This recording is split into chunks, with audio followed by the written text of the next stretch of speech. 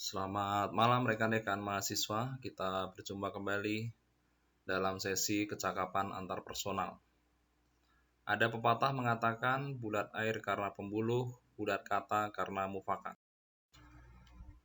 Pepatah tadi cocok dengan tema kita kali ini, yaitu mengenai rapat. Mengawali pembahasan ini, saya ingin mengutip salah satu humornya Gus Dur.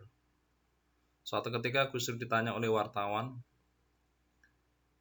apa yang membedakan bangsa kita dengan negara lain? Gus Dur menjawab, ada 4 sifat bangsa yang berbeda. Yang pertama, bangsa yang sedikit bicara, sedikit kerja. Itu contohnya di Nigeria, Angola. Yang kedua, bangsa yang sedikit bicara dan banyak kerja. Itu Jepang dan Korea Selatan. Yang ketiga, bangsa yang banyak bicara, banyak kerja, itu Amerika dan Cina. Yang keempat, bangsa yang banyak bicara, sedikit kerja, itu Pakistan dan India.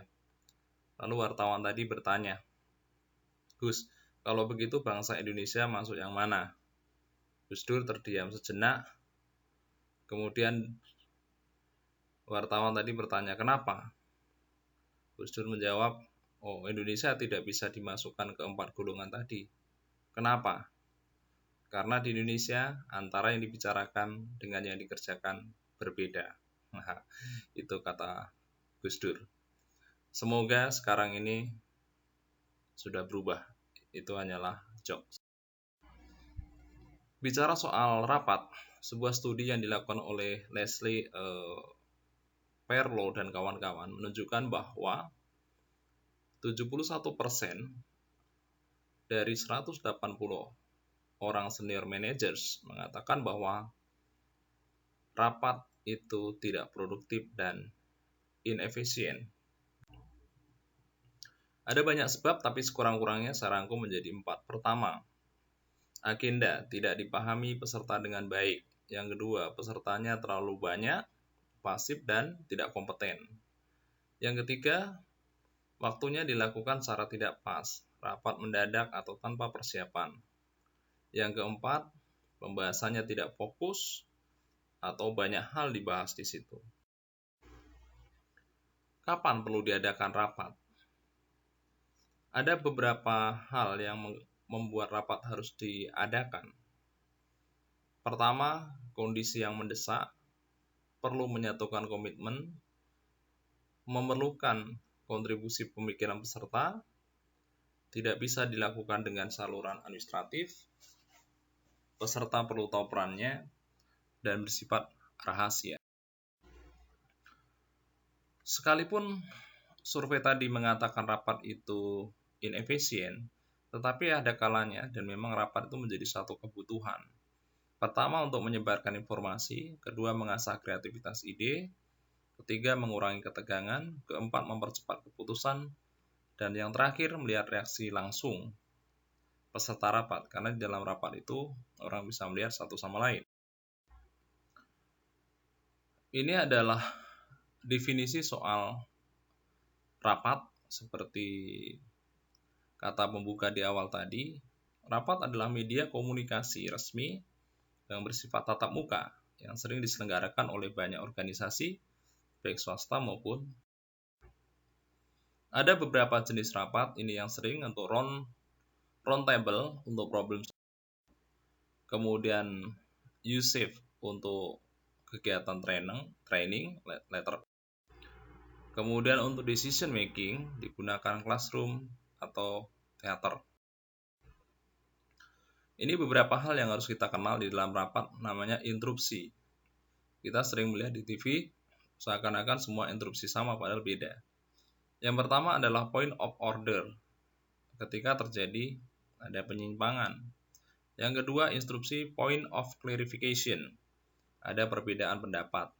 Yang ketiga, point of information, ada informasi penting yang mau disampaikan. Yang berikutnya adalah point of personal privilege, ada hal yang menyinggung masalah pribadi. Nah, di dalam rapat juga ada istilah-istilah penting yang harus kita kenal. Deadlock, berarti terjadi kebuntuan. Scourging, dihentikan sementara. lobbying, berarti ada dengar pendapat di luar rapat. Berikutnya juga mengenai ketukan palu. Tidak semua palu itu diketuk asal-asalan. Ada artinya. Palu diketuk satu kali berarti pengesahan poin per poin, mencabut skorsing, mencabut keputusan yang keliru, dan lain-lain. Diketuk 2 kali untuk skorsing, diketuk 3 kali pembukaan atau penutupan dan pembacaan keputusan final. Berkali-kali peringatan atau meminta perhatian. Yang pertama, rapat punya tujuan yang jelas, pemimpinnya profesional, jumlah pesertanya dibatasi. Sekarang ini rapat yang efektif perusahaan-perusahaan besar rata-rata jumlahnya maksimal 8 orang. Pertanyaan dan jawaban jelas, kemudian pembahasannya terbuka, anggotanya berperan serta, ada pengendalian dan pengawasan jalannya rapat. Inilah beberapa cara yang bisa kita tempuh agar rapat berjalan. Ini adalah contoh persiapan rapat agar rapat berjalan dengan efektif. Kita bisa menghitung agendanya apa saja, kemudian waktu yang kita perlukan berapa saja. Yang tidak kalah pentingnya adalah pembuatan agenda rapat. Ada banyak format, tetapi format yang terpenting paling dasar kira-kira menyangkut 8 aspek.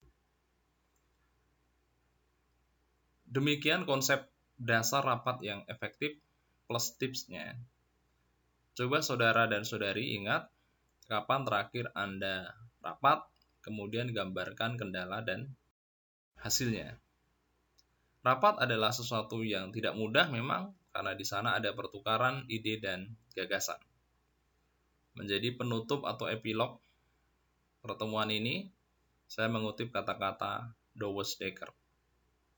Hitam dan putih mudah digambarkan, tapi jauh lebih sulit menghasilkan variasi di antara kedua ekstrim ini. Ketika kejujuran harus dihargai, dan kedua sisinya tidak berwarna terlalu gelap atau terlalu terang. Demikian, terima kasih, sampai jumpa.